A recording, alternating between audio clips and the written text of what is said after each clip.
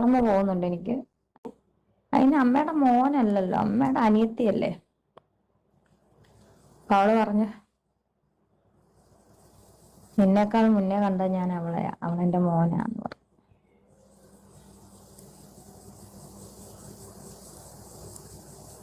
അമ്മയ്ക്ക് ഒട്ടും വയ്യ, ശ്വാസം മുട്ടല.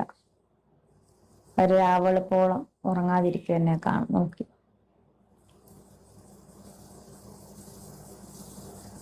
എന്നെ ഏറ്റവും കൂടുതൽ മെഡിക്കൽ കോളേജിലെ ഡോക്ടേഴ്സിനോട് എനിക്ക് ഒരുപാട് നന്ദിയുണ്ട്, നഴ്സുമാരോട്. മെഡിക്കൽ കോളേജിൽ പിറ്റ്ലൈനിട്ട അശ്വിൻ പത്മനാഭ സാറിന്റെ കീഴിലുള്ള വലിയൊരു റേഡിയോളജി വിഭാഗം, ഇന്ത്യയിലെ തന്നെ നമ്പർ 1 റേഡിയോളജി വിഭാഗമാണ് എനിക്ക് അവർ ഇതിട്ട് തന്നത്. ഹമാൻ ഷാ ഗുപ്ത എന്നാണ് സാറിന്റെ പേരിട്ട്.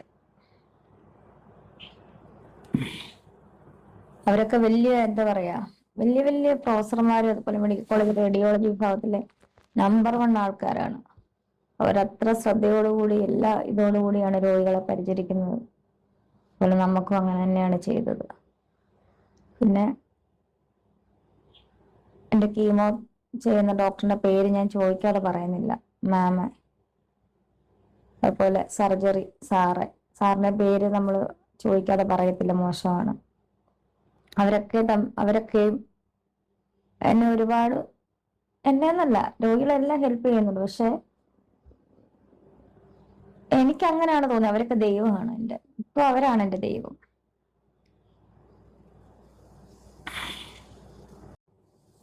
രാവിലെ എനിക്ക് ഹോസ്പിറ്റലിൽ പോകണം.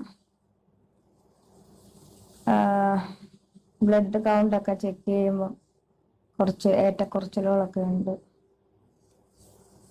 പ്രാർത്ഥിക്കുക എല്ലാവരും. ഒരുപാട് പേര് പ്രാർത്ഥന എൻ്റെ ഒപ്പമുണ്ട്. എനിക്ക് ഈ ദിവസങ്ങളിൽ മനസ്സിലായി. എവിടെ നിന്നൊക്കെയാണെന്ന് അറിയില്ല, ഒരുപാട് പേരെന്നെ വിളിക്കുന്നുണ്ട്. അവരുടെയൊക്കെ പ്രാർത്ഥന എൻ്റെ ജീവിതത്തെ വലിയൊരു സൗഖ്യം ദൈവം തരും എന്ന് ഞാൻ ഉറച്ചു വിശ്വസിക്കുന്നു.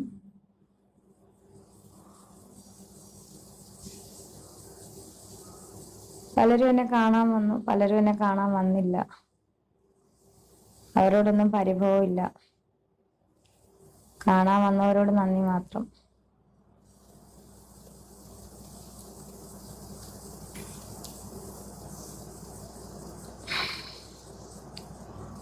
ഇനി ഒരുപാട് കീമോ ഉണ്ട്. ഇതൊക്കെ എങ്ങനെ ഞാൻ മറികടക്കുമെന്ന് എനിക്ക് അറിയില്ല.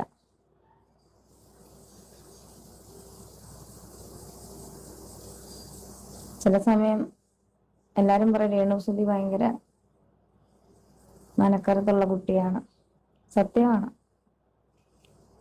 പക്ഷെ ശാരീരികമായിട്ട് രോഗം വന്നു കഴിഞ്ഞാൽ നമ്മൾ പെട്ടുപോകും. എന്നെപ്പോലെ തന്നെ രോഗമുള്ള ഒരു പ്രശസ്ത, പേരൊന്നും പറയുന്നില്ല, അവര് ഞാനും തമ്മിൽ സംസാരിക്കാറുണ്ട്. അവർക്ക് അന്ന് എല്ലാവരും ഉണ്ടായിരുന്നു, സൗന്ദര്യവും സമ്പത്തും എല്ലാം ഉള്ളപ്പോൾ അവർക്ക് എല്ലാവരും ഉണ്ടായിരുന്നു. ഇന്ന് അവർക്ക് ആരുമില്ല. അതുപോലെ തന്നെയാണ് എനിക്ക് ആരും ഇല്ലെന്നല്ല പറഞ്ഞത്, ഉള്ളവരുണ്ട്. ഏറ്റവും കൂടുതൽ എൻ്റെ സഹോദരി എന്നെ നോക്കുന്നുണ്ട്. ഇപ്പൊ പിന്നെ അതൊക്കെ കാണുമ്പോഴാണ് കിടക്കണ്ടെന്നുള്ള ചിന്ത വരുന്നത്. കഴിഞ്ഞ ദിവസം മുടി വെട്ടിക്കൊണ്ടിരിക്കുക, ഞാൻ ഉദ്ഘാടനം ചെയ്ത എൻ്റെ സലൂൺ, അവരാണ് ഇവിടെ വന്നത്. ആ പെൺകുട്ടികളുടെ കണ്ണ് നിറയുവാണ്. ഞാനിപ്പോ ഒന്നും ശ്രദ്ധിച്ചില്ല. ഋതപ്പൻ ഇവിടെ വന്നിപ്പോണ്ട്, വ്യാമയുണ്ട്. ഋതപ്പൻ കണ്ണുനീരിനെ ഇങ്ങനെ പിടിച്ചു വെക്കുക. ഞാൻ നോക്കിയപ്പോ ഞാനപ്പോ പറഞ്ഞ അമ്മയ്ക്കൊന്നുമില്ല. അധികം സംസാരിക്കാൻ വരും, ഛർദിക്കുന്നു. അമ്മയ്ക്കൊന്നുമില്ല, അമ്മ തിരിച്ചു വരും. ഋതപ്പൻ പറഞ്ഞ പഴയൊരു ഫോട്ടോ കാണിച്ചു തന്നെ എനിക്ക്, മുടിയുള്ള ഫോട്ടോ. എൻ്റെ അമ്മ ഇങ്ങനെ വന്നാ മതി, ഈ അമ്മയല്ല, പഴയ അമ്മയായിട്ട് അമ്മ വരണം. ഓർമ്മ പോകുന്നുണ്ട് എനിക്ക്. അതെന്നാന്ന് എനിക്ക് അറിയത്തില്ല. ഈ ഒരു സൈഡ് മരച്ചിരിക്കുവാണ് തലയുടെ. ആ മുഴം കയ്പാണ്.